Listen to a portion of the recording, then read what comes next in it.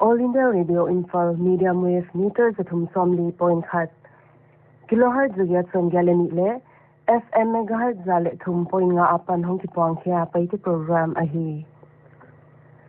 tuni in thutak la khom simna le ngai ki tu ten thana la na hontel hontel ngai na ineng dingo latel ama sapen dingin hongle nin chi la dam hoi chingina sak dea hontel tu te silo am beng bung mala om mango ding le au te na hontel o hi ngai dingo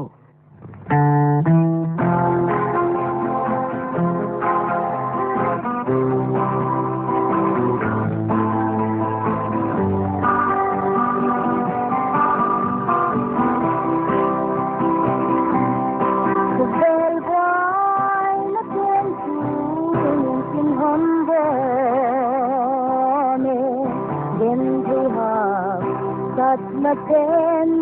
sim hon tua lung kham hui ba bang a kumau na gam le ya lao khan hong len ni ma nuê đâu ba hong len loan sim le dai da ma Sim kem na doga ilaya kanung le kama hong singen la hakwana utto hong len deno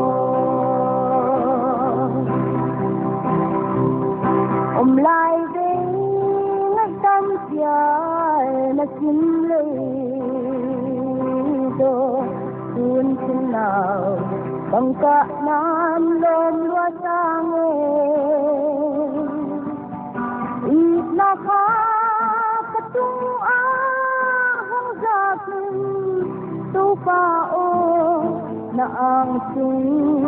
mun mo hong del ne tu pa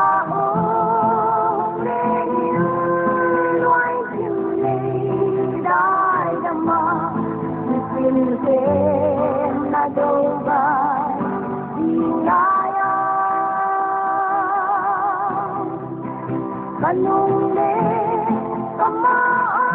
hong singen la kamwana utto hong len deno balin bang quay dong an bang ten sa ten ram alem na bang luyên san bang na bang pa ku tua mun tung di dam bang hong ruai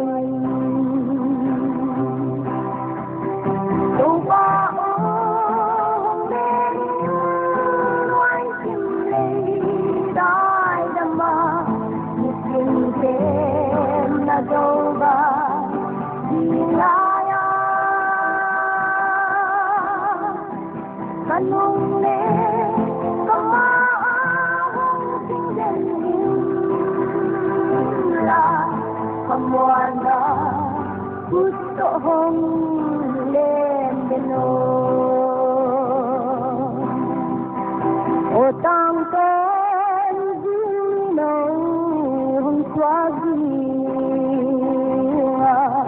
kabuay na may bang hong tung sagdi kavel blay na tunga sa bangin talang dia hallelujah anuan leng tani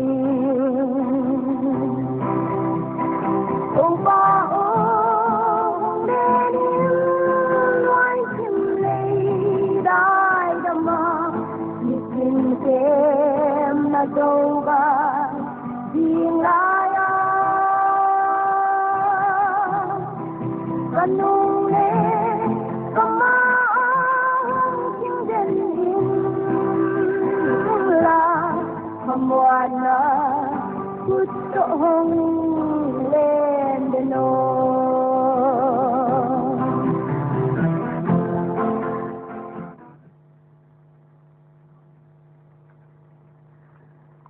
All India Radio Imphal Tuthaklakom Asimtu Nembiak Moy Guite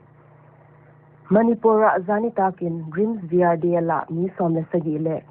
Genins VRDL Mini Ago Mini Somlekwa COVID-19 Positive Ya Mukhya Kinom Positive Ya Mukhya Te Ahile Imphal East Apan Mi Khat Kangpok Pi Apan Mi Khat Tamenglong Apan Mi Khat Noni Apan Mi Khat Imphal West Apan Mi Ukhul apan mi lile kakching apan mi kwa amauti COVID care facilities Imphal et kol hiding hi to kitonin state up positive case the thumsom gyalenga omta a active case the thumle somleni phata Manipur police ten tu ni tanin nipi omkhom namunte a maitom na ma janglole social distancing zilo mi zeli somli le khat mankheta amauti apan gari zeli somguk le sagi leng matinom hi None district atuni in COVID-19 positive case thak sagi mokhiak ahi to kitonin None district positive case somlekwa phata a to tengla ka mi khatbel dam siangin COVID care facility rims apan pot sakita hi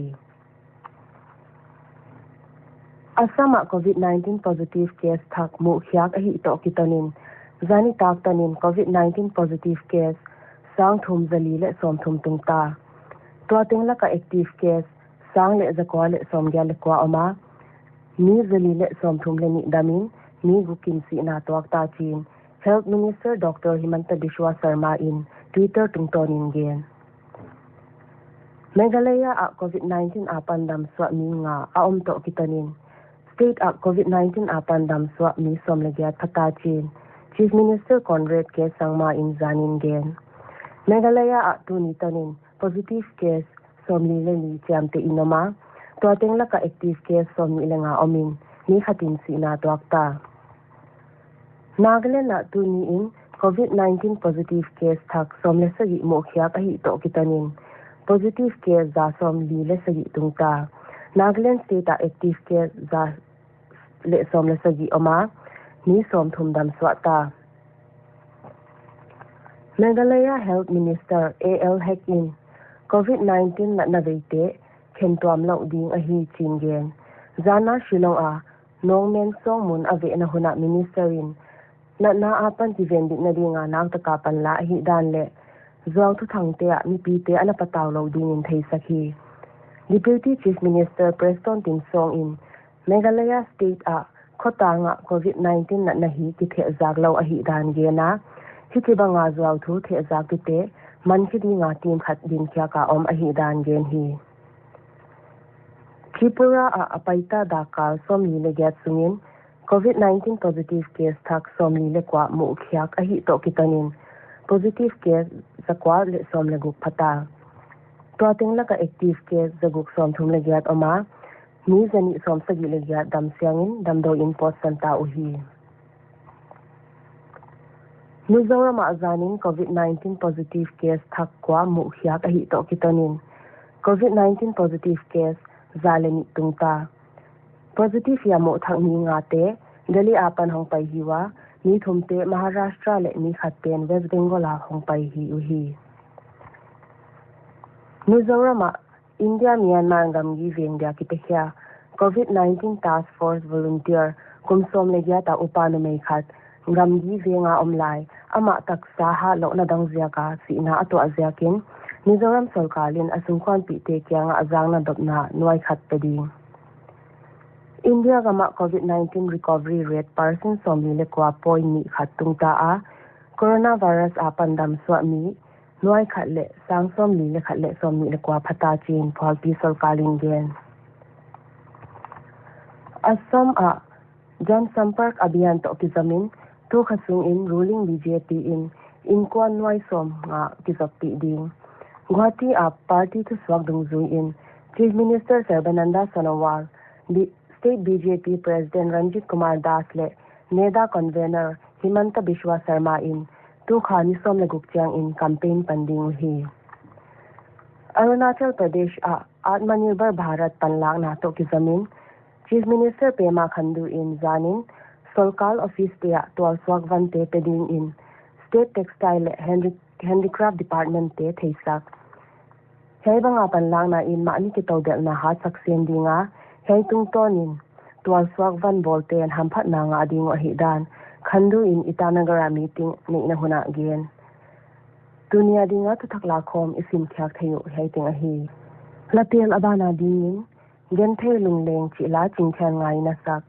De a hon tel tu te Paite WhatsApp group apan muan thang don man lon NZ vung moi Paite le Helen tang poten alom te Dorcas venga om pauzalal chin khan swan tuan jathang lang khan pau le swan chin pau te le de hyanga om pastor hau pu bana Israela om Samuel le en kwante ngai da hon tel hi ngai dingo yen the lung le mi ta hi do ba on ngai de ta san lung le pa hát na vẫn yan do ba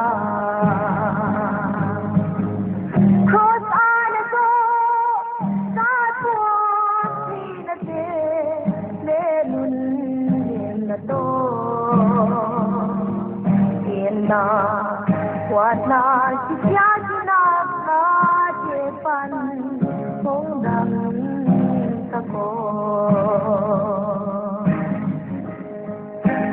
mor la chi ka hi hát na hong pian do pa dum nei dai bang a the hun di wa ba lu ka ngak la cross on a go sa thua si na de le nun yen na do yen na wat na ki pya ki na che pan phong dam sa ko mor ding la chi ka hi hát na hong pian do pa dai bang a the hun di qua ba thu ka ngak la cross on a go sa thua ni na de le nun yen na do yen na wat na ki pya ki na che pan phong dam sa ko yen na wat na ki pya ki na che pan phong dam sa ko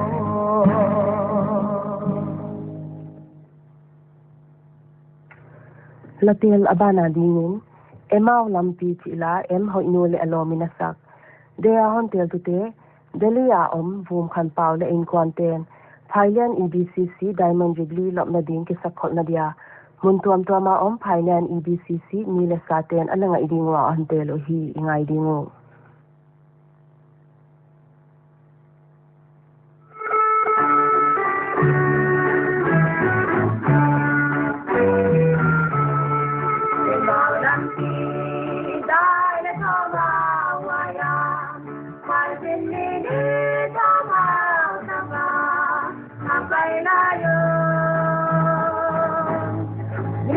qua na hi ta qua dâm hồng ya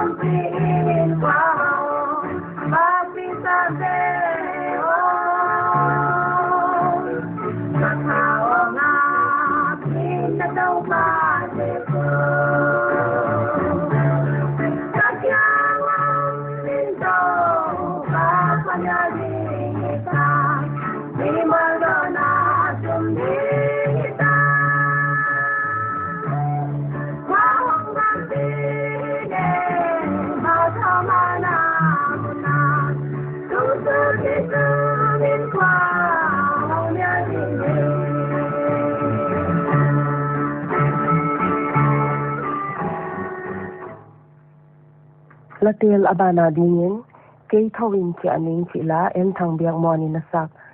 dea hon tel te Imphal om no zam no in hon tuan to ma om asung kwan te ngai dea hon tel hi ingai dingu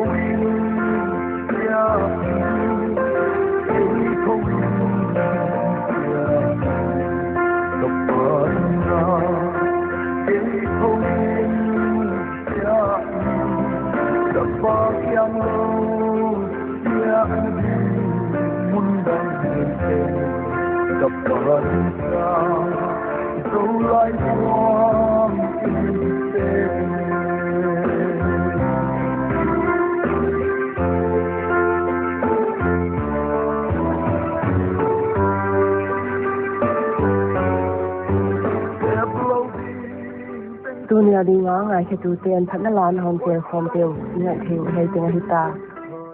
All India Radio Imphal Jinjiang in thuthak la khom sin na le chin song ki ma pan thana la ngai na inei dingu tuni tak lam dak li ni som li bin to ki tanin ihun obeita mun chi a paite program ngai teng teng om nom le mang pha